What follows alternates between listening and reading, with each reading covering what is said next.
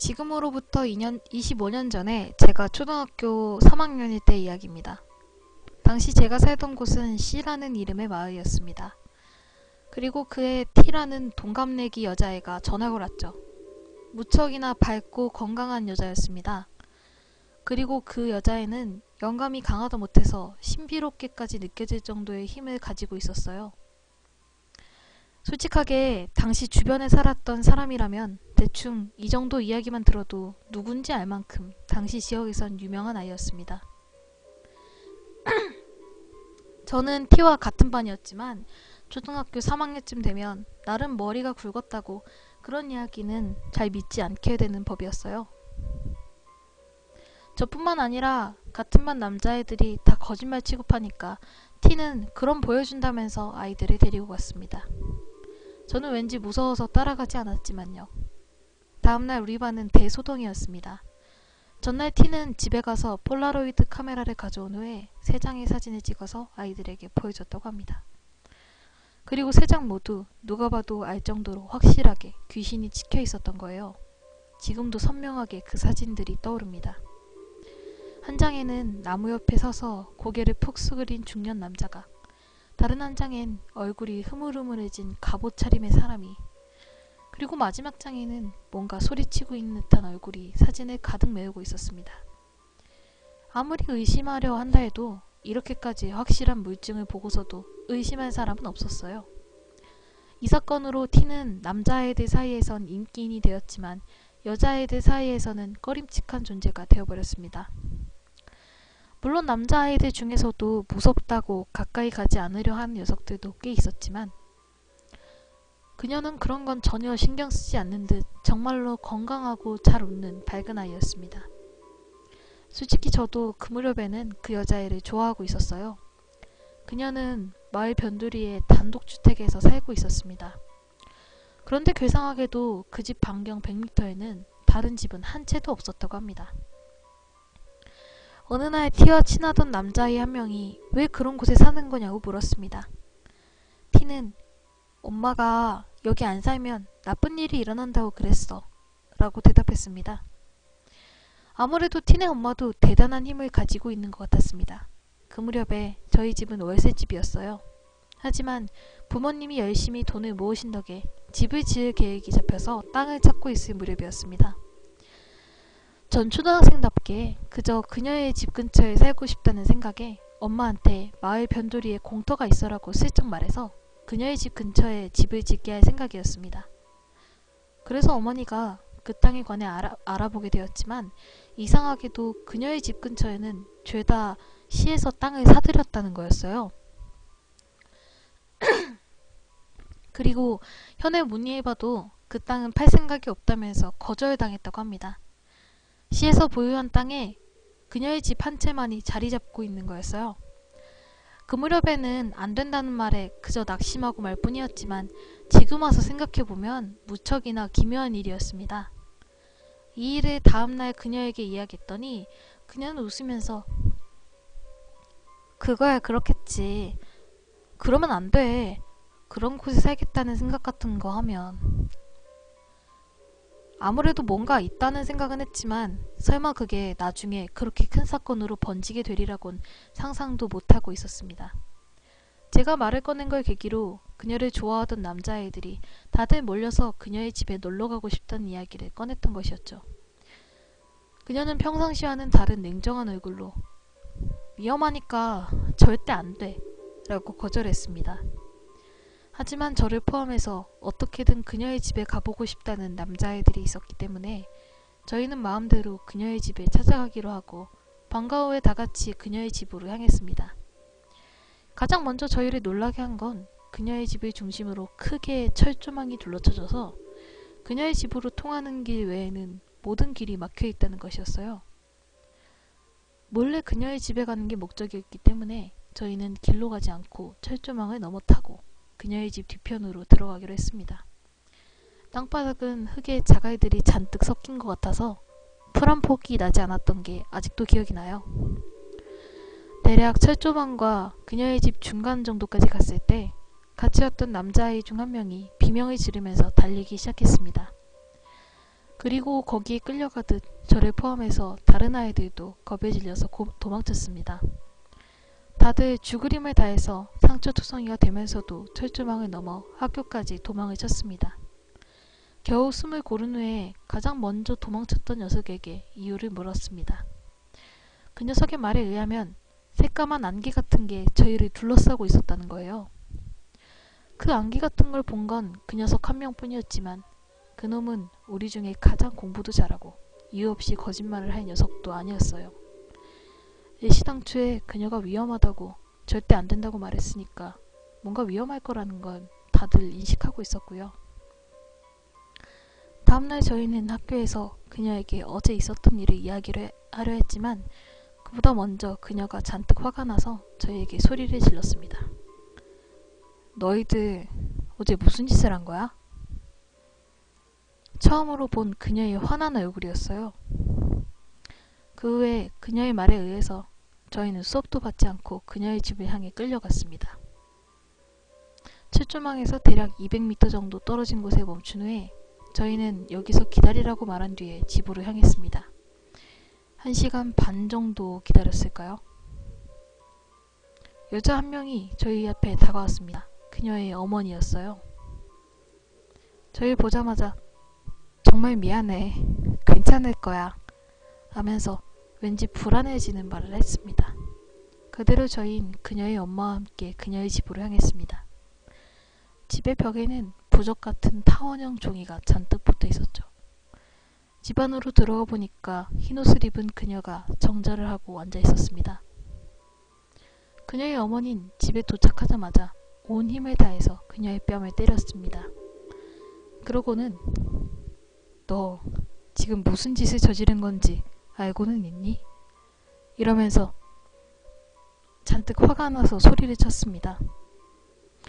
그녀는 코피를 흘리면서도 엄마한테 잘못했다고 울면서 사과했습니다. 내가 아니라 이 아이들한테 사과해야 돼 라고 그녀의 엄마가 말했고 그녀는 우리에게 몇 번이고 미안하다고 사과했습니다. 저희는 어린 나이인데다가 알 수 없는 상황 속에 깜짝 놀라 있었어요. 잘못은 우리가 했는데 정말 좋아하는 그녀가 저희 대신에 혼이 나고 코피까지 흘리면서 사과를 하다니. 저희는 그만 참지 못하고 다들 큰 소리를 내면서 울고 말았습니다. 그녀의 어머니는 어딘가로 전화를 하고 있었죠. 저희에겐 소리가 들리지 않았기 때문에 무슨 이야기를 하는진 알 수가 없었어요. 곧이어 그 자리에 모인 아이들의 집이랑 학교에 전화를 했습니다. 전원의 어머니와 형제가 있는 집은 형제자매 모두. 1시간 정도 걸려서 모든 이들이 모였습니다. 나중에 알았지만 구청에까지 연락이 닿았었다고 합니다. 그리고 1시간 정도가 더 지난 후에 그녀와 같은 옷을 입은 20살 남짓돼 보이는 여자가 도착을 했습니다. 그 여자는 우리를 보자마자 꽤 많이 빼앗겨버렸네요. 서둘러야겠어요. 라고 말했습니다. 이미 뭐가 뭔지 알 수 없는 상황에 저희는 그저 울고 있었을 뿐이었죠. 저희 어머니도 울고 계셔서 그 상황이 더욱더 무서웠습니다. 아마 불제였을 거라고 생각했지만 TV로 봐왔던 것과는 전혀 달랐습니다. 그 여자는 말 한마디도 않고 정저한 채로 눈을 감고 움직이지 않았죠. 그 사이에 저는 점점 의식이 몽롱해지더니 귀 안쪽이랄까 머릿속에서 신음소리 같은 소리가 들리기 시작했습니다.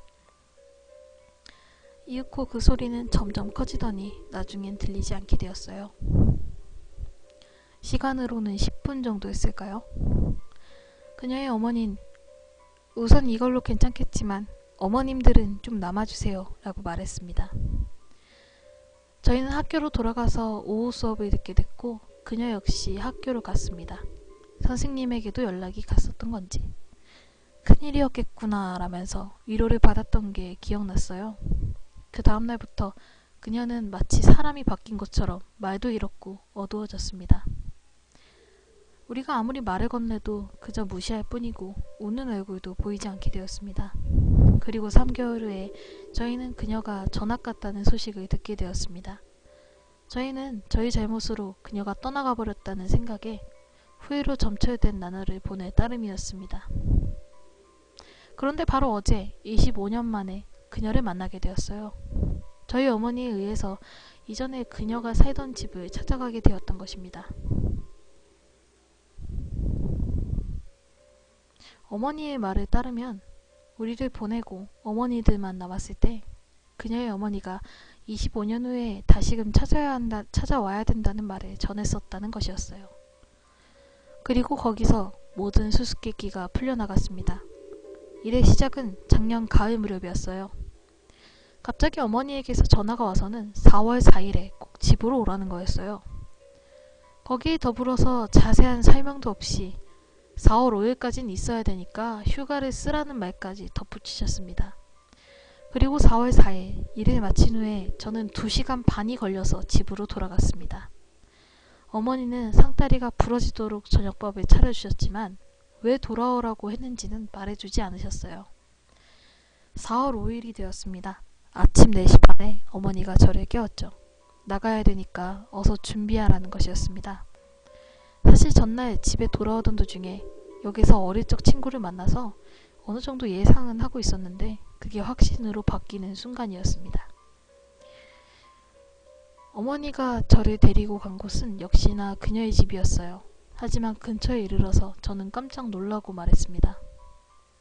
철조망이 쳐져 있었던 곳엔 3m는 좋게 되어버리는 콘크리트 담이 세워져 있었고 그 위에는 가시로 된 철조망이 쳐져 있었습니다. 마치 감옥의 외벽 같은 모습이었어요.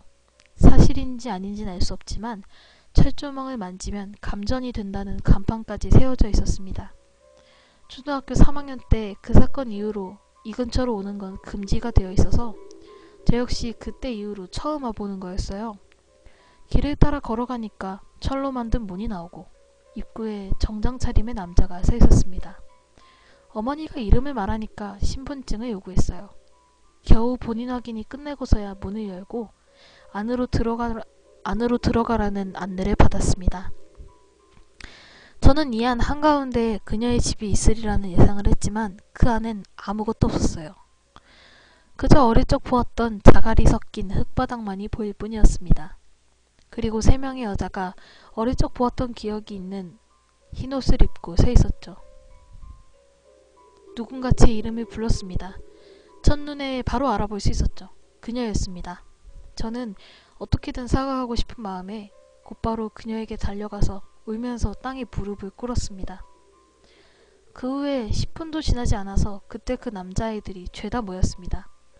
다들 생각은 똑같았던지 그녀를 보자마자 사과를 했어요. 무릎까지 꿇은 건 저뿐이었지만요.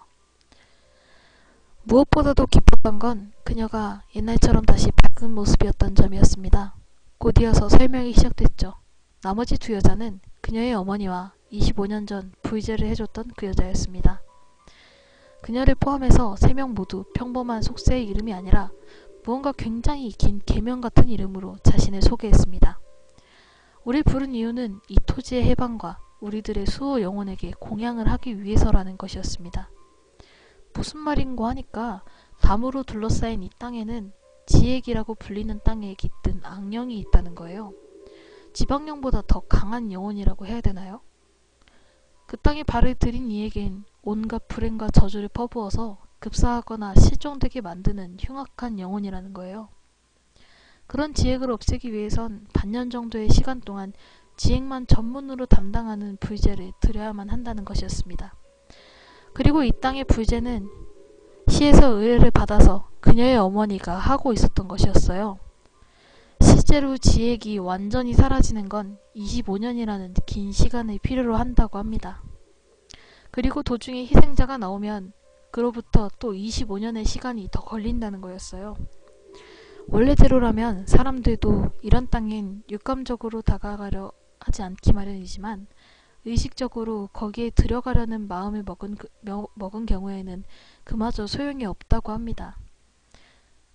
우리들의 경우에는 다들 그녀를 좋아하고 있었기 때문에 꺼림칙한 기분이 들어도 애써서 무시했던 것이었죠. 다만 검은 안개 같은 건 아마 환각이었을 거라고 했습니다. 지액은 그저 슬쩍 보는 것만으로 알 수 있는 게 아니라 육감이나 수호령에 의한 경고와 공포심으로 알 수 있다는 것이었어요. 원래 이 땅은 기복이 심한 산림지대였다고 합니다. 하지만 토지 개발이 시작되면서 주택가를 조성하기 위해서 공사를 시작했던 것이죠. 그렇지만 공사 도중 인부 2명이 행방불명이 돼서 흉흉한 소문이 퍼져나가기 시작했습니다. 거기에 실제로 공사 도중에 고봉 같은 걸 불도저로 밀어버렸다는 이야기가 있어서 오랫동안 재직했던 공무원이 지혜일 수도 있다는 의견을 냈던 것이었죠. 그 때문에 시에서 이 땅을 사서 불재를 시작하게 되었던 거예요. 그제야 알게 된 것이었지만 25년 전에 우리가 무사할 수 있었던 이유 또한 따로 있었습니다. 저희는 그간 불재를 받았기 때문에 살아남았다고만 알고 있었지만 사실은 달랐습니다. 저희의 수호령이 저희 대신에 지혜에게 소멸당했던 것이었어요. 25년 전의 불재는 원래대로라면 지혜에 의해서 해코지 당했어야 할 우리 대신에 수호령을 바치기 위한 의식이었던 거죠. 모든 설명이 끝난 후에 토지를 지혜에게서 해방시키는 의식이 거행되었습니다. 흰옷을 입은 세 사람이 바닥에 앉아서 다리를 펼치고 묵념을 했습니다. 뭐라 표현하긴 힘든데 공기가 변한다고 할까 지혜기 소멸되는 게 저희에게도 느껴졌어요. 곧이어 수호령에 대한 공양이 이어졌습니다. 이번엔 저희도 정절을 한 채로 묵념을 했습니다. 공양이 끝나면 자연스럽게 새로운 수호령이 저희를 지켜준다는 것이었죠. 새삼 25년간 수호령도 없이 잘도 살아왔다는 생각이 들었지만 그제야 조금 마음이 놓이는 기분이었어요. 모든 일이 끝난 후에 저희는 간만에 신나게 떠들어대면서 그간 밀린 추억을 되돌아보았습니다. 그제야 알게 된 사실 중 하나는 그녀의 태도에 관한 것이었어요. 그 일이 있은 후에 저희가 그녀를 좋아한다는 걸 그녀도 알아차렸던 것이었어요. 그리고 혹시나 똑같은 일이 또 벌어지지 않을까라는 생각에 의도적으로 아무와도 이야기하지 않고 교류를 끊었던 것이었죠. 새삼 그 시절이 떠올라서 부끄러우면서도 그녀가 이전처럼 건강해 보인다는 게 눈물이 나도록 고마웠습니다.